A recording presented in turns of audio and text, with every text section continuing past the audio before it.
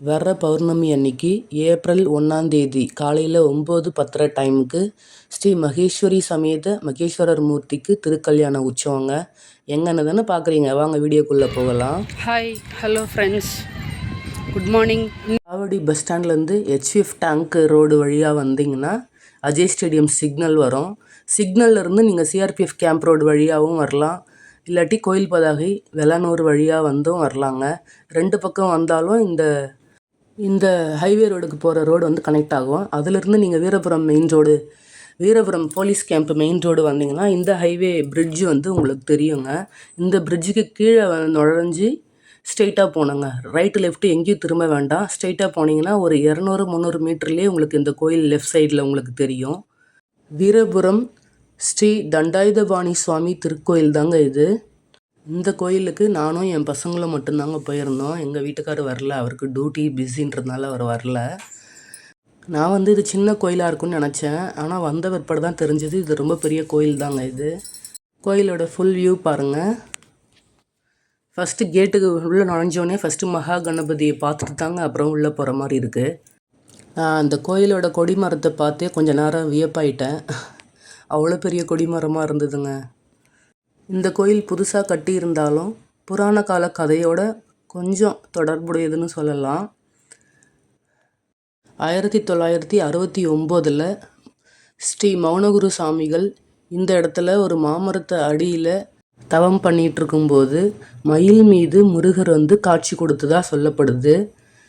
காட்சி கொடுத்து எனக்கு இந்த இடத்துல ஒரு கோயில் கட்டும்படி கட்டளையிட்டிருக்காருன்னு சொல்லப்படுதுங்க. அதனால தான் அந்த மௌனகுரு சாமிகள் இந்த கோயிலை கட்டியிருக்காரு. அதுவும் இல்லாமல் அருணகிரிநாதர் திருப்புகழ் பாடியிருக்கார்ல, அருணகிரிநாதர் அவர் வந்து சிறுவாபுரிக்கு போகிற வழியில் இந்த இடத்துல முருகரை வணங்கியிருக்காருன்னு சொல்லப்படுதுங்க. அப்போது அந்த காலகட்டத்தில் இந்த இடத்துக்கு பேர் மாப்பழனி அப்படின்னு சொல்லப்பட்டிருக்கு. அதுதான் இப்போ வந்து வீரபுரமாக நம்ம சொல்கிறோம். அந்த போர்டில் வந்து மாப்பழனி, வீரபுரம் ரெண்டு பேருமே இருந்துச்சுங்க. மற்ற முருகர் கோயிலில் பார்க்கும்போது இந்த கோயிலோட சிறப்பு என்னென்னா இதோட கட்டுமானம் பண்ணி தாங்க. செயற்கையாக மலைப்பாதை வழி மாதிரி படிக்கட்டுகள் 48 படிக்கட்டுகள் அமைச்சிருக்கிறாங்க. இப்போ நீங்கள் பார்க்குற ஸ்ரீ இடும்பன் அவர்களை வேற ஒரு முருகர் கோயில் கதையோட சம்மந்தப்பட்டிருக்காரு.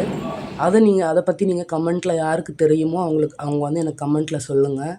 ஃபஸ்ட்டு எடுத்தோடனே கன்னிமூல கணபதி, ஸ்ரீ அகத்தியர் அவங்கள பார்த்துட்டு தாங்க நம்ம கோயில் மூலஸ்தானத்துக்குள்ளே போகிற மாதிரி இருக்குது.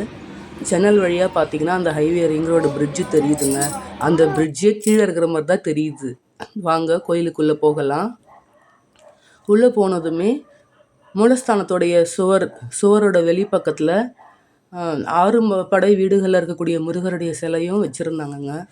திருச்செந்தூர், திருப்பரங்குன்றம், பழமுதிர் சோலை, அப்புறம் திருத்தணி, அதுக்கப்புறம் சுவாமிமலை அப்படின்னு 5 படை வீடுகளோடு சேர்த்து இங்கே உள்ள முருகர் 6 படை வீடு அந்த மாதிரி வடிவமைப்பில் கட்டியிருக்கிறாங்க கோயில்.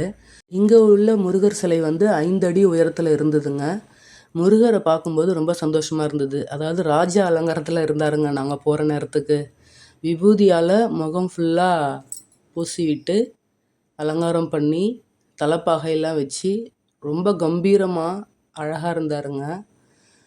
அதுக்கப்புறம் கீழே இறங்கி வந்து நந்தீஸ்வரரை பார்க்கும்போது தான் தோணுச்சு, நம்ம கீழே பார்க்காம மேலே போயிட்டுமேன்னு.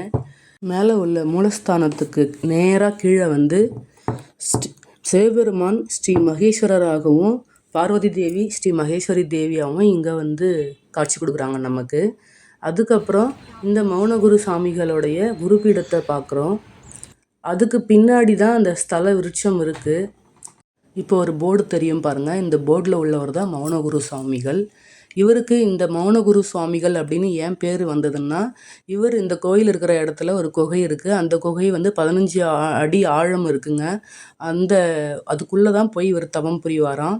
தவம் பண்ணும்போது யார்கிட்டையும் பேச மாட்டாராம். மாதத்தில் ஒரு நாள் பௌர்ணமி அன்னைக்கு மட்டும்தான் பேசுவாராம். அதனால தான் இவருக்கு மௌனகுரு சுவாமிகள் அப்படின்னு பேர் வந்திருக்கு. 1969 இவர் தவம் பண்ணியிருக்காருங்க அந்த இடத்துல. அதாவது இப்போ நம்ம ப்ராக்டிக்கலாக சொல்லணும்னா நம்ம தாத்தா காலத்துலன்னு வச்சுக்கோங்களேன். குகையும் காட்டுறேன் பாருங்கள். அது வந்து பூட்டி வச்சுருக்கு, அதனால் உள்ளெல்லாம் போய் காட்ட முடியாது. இந்த கோயிலோட ஸ்தல விருட்சம் வந்து இந்த மாமரங்க. இந்த மாமரத்தில் வந்து ஊஞ்சல், பேப்பரில் எழுதி மாலையாக கட்டுறது, அந்த மாதிரி நிறைய கட்டி வச்சுருக்காங்க பாருங்கள்.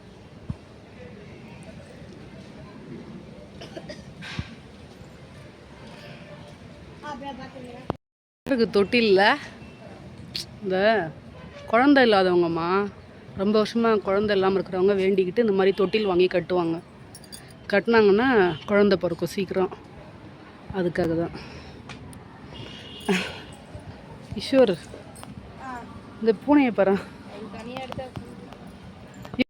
இங்கே பாருங்கள், இந்த குகை தான் அது. நான் வந்து ஏதோ பில்டிங்குன்னு நினச்சிட்டேன், என்னமோ கட்டி வச்சுருக்காங்கன்னு. அப்புறம் முருகரை பார்த்த பிற்பாடு தான் சரி இங்கே வந்து கிட்ட வந்து பார்க்கலான்னு தோணுச்சு. வந்து பார்த்தா இதுதான் குகை. இதில் வந்து மேலே முருகர் தெரியுறா பாருங்கள், ஆண்டி கோலத்தில். அதே மாதிரி ஆண்டி கோலத்தில் தான் இந்த மௌனகுரு சுவாமிகளும் இருப்பாராங்க. இந்த குகை வந்து கோயில் விட்டு வெளியில் வந்தீங்கன்னா கோயிலுக்கு அப்படியே பின்பக்கமாக இருக்குது. அந்த கோயிலோட பின்பக்கம் வந்தீங்கன்னா இது அந்த குகை இருக்குது.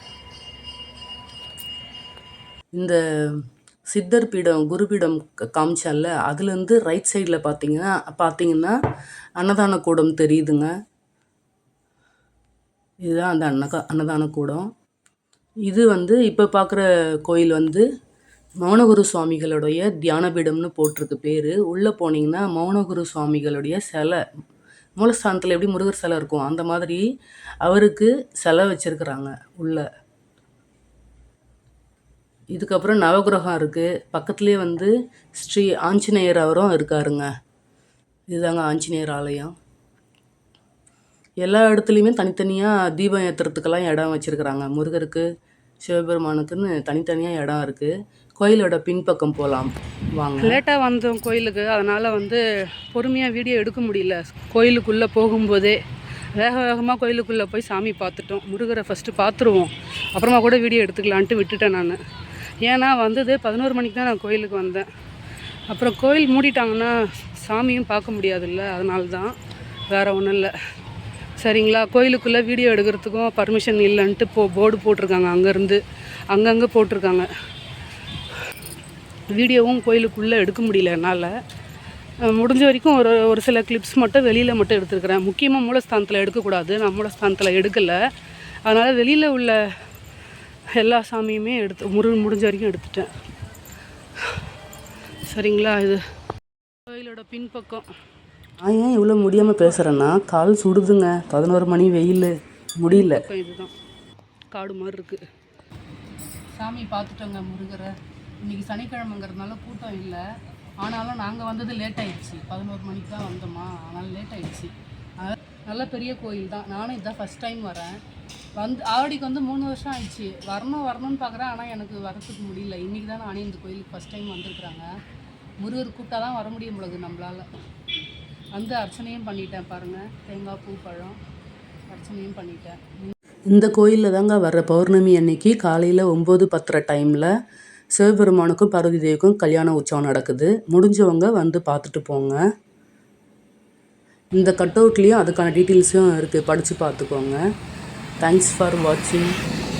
ரொம்ப நன்றிங்க இந்த வீடியோ ஃபுல்லாக பார்த்ததுக்கு. சப்ஸ்கிரைப் பண்ணிக்கோங்க.